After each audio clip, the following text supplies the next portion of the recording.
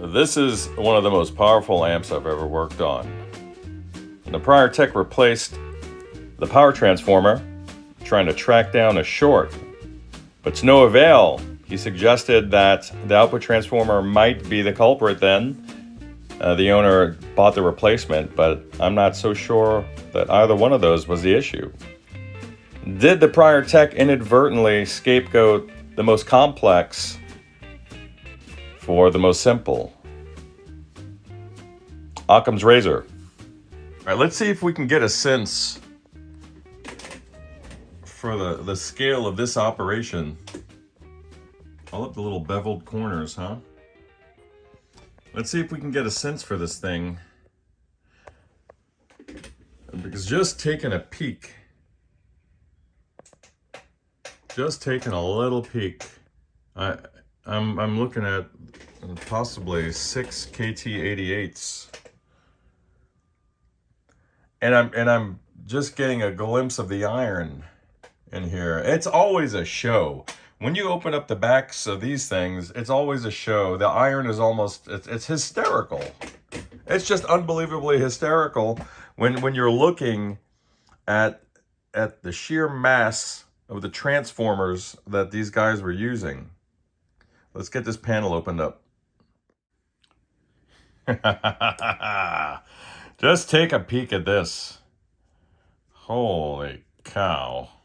Actually, it had another term for it, but that was off camera, and I'm not gonna I'm not gonna do that to you guys, am I? I'm not gonna. Just take a look at that. That is incredible. I don't know if you can even get a sense for the scale, but here's my fist. Just unbelievable. Look at the size of those transformers. Now I got to give you a little bit of the background. Let's get in there. It's the DR405. That's what we're looking at. See that? That's a ton. That's a ton of glass in there. That's the retube on this thing is more costly than some amps are in total. So here's the thing. The previous tech couldn't figure out the cause of the excess current draw, and he replaced the power transformer, but he said, hey, the output transformer is most likely bad also. So as a lead up to this particular video, I had made a reference of it and said that it's lightning strike probability that the transformer is an issue. It happens, but it's just rare. And how much more rare is it for the other transformer to be at fault as well? There's not a good chance that that's the case. And though it could be, I can't rule it out just by looking at it externally. But I'll say this. I'll just say this. And I want to be very careful about how I frame this. So, the transformers are sometimes used as a scapegoat, especially knowing that a lot of musicians are working hard. Funds are always kind of tight. It's always the bridge too far. It's the Alamo.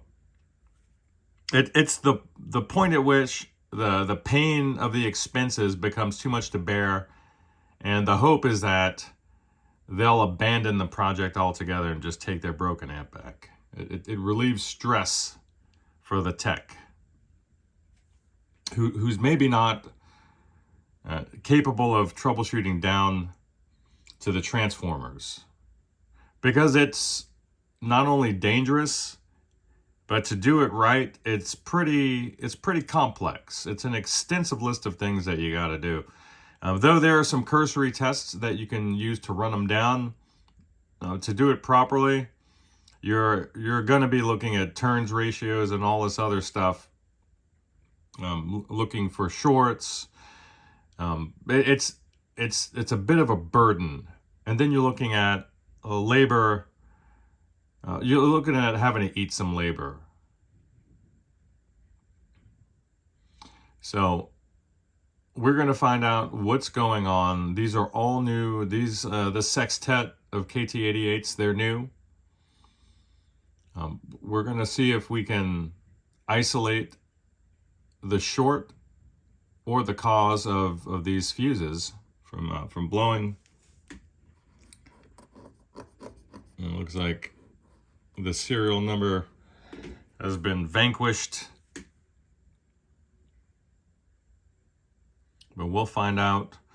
This thing has a 1200 watt power consumption rating here. 1.2 kilowatts. So when I get this thing hooked up to the limiter, I'm expecting the bulb to be quite bright in normal operation. So let me get the chassis out of the cab and just run some quick preliminary tests. So here we go. Nothing obvious inside the chassis. The prior tech did a pretty good job of replacing the filter cap cans. I'm using some JJ 500 volt units. There's only one particular can that looks like it might be a cheaper off-brand, and we'll check. You know, all the usual things for shorts. Check for resistance to ground from like the plates, or the anode ends, or the filter caps. And check the diodes, which are all 5408s. They look great. So I'm going to be removing the power tubes, checking the fuses, and then we'll take it from there. It can literally be this simple. And I hope that this is what I think it is. So this shows a 5 amp rating for the mains fuse. There's a 4 amp fuse in here. That's not the issue. Now the issue is this, that at 115 input voltage setting, this amp should be using a 10 amp slow blow fuse. The 5 amp fuse is only to be used on a 240 volt setting. It can be that simple. And that would totally explain why this thing is blowing fuses. It's severely underfused. The 3 amp fuse is fine. Well, that would be the high tension fuse there. But for mains voltage, if you have a 200 watt Hiwatt model, you should be using a 10 amp fuse.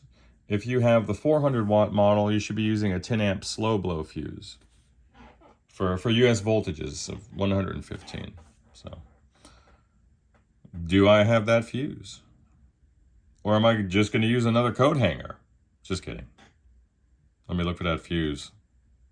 All right, I'm about to skedaddle. I need to go and check the hardware store for some 10 amp slow blow fuses in this, the smaller size. What do you call it, T6? I can't even remember at the moment. Get some coffee while I'm out there, huh? So I'm hoping this is really the issue. It's certainly an issue that could cause this fuse to pop right at onset of power up. It's certainly something that can do that. And if it's just that simple, then that would be phenomenal. I don't have the appropriately sized, with respect to dimensions, fuse on hand. I do have this 10 amp slow blow that I can sub in. But being that the other one's the miniature size, I do have a little fuse substitute rig that I came up with for moments such as these. So let me grab that. All right, so this is it. That's all it is. That's all there is to it. It's for moments like this. You just solder these onto the existing fuse holders. Solder tabs.